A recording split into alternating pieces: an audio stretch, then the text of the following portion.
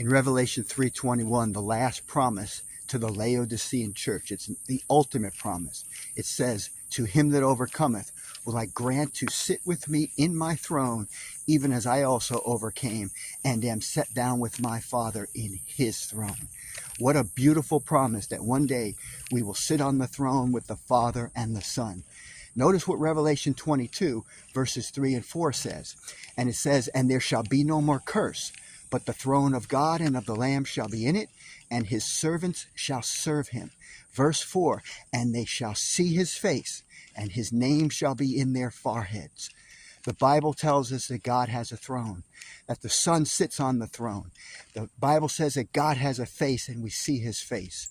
You know, I learned that the true Trinity doctrine, this is not taught by the Adventist Church. I'll tell you about that in a minute. The true Trinity doctrine says God has no form. Because if God has a form, it would be hard to depict him with three different heads. But what the Seventh-day Adventist Church has said is that God has a form, but it's way beyond our comprehension. This is what the Biblical Research Institute says. The scholars say that. Now, granted, God is far beyond our comprehension. We can acknowledge that. 1 Corinthians 2 verse 9 says, but as it is written, eye hath not seen, nor ear heard, neither have entered into the heart of man the things which God hath prepared for them that love him. But God does have a form. God sits on a throne. God has a face. God has eyes.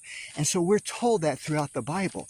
You know, the true Trinitarian will say, no, you know, that's usually in vision, and it's in a vision, so it really doesn't, God doesn't really have a form.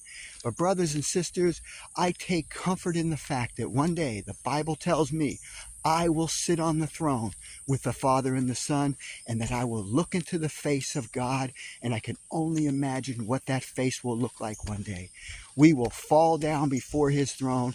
We will cast our crowns before the throne, but God is a real being. Praise be to him, and praise be to his Son. God bless you this day.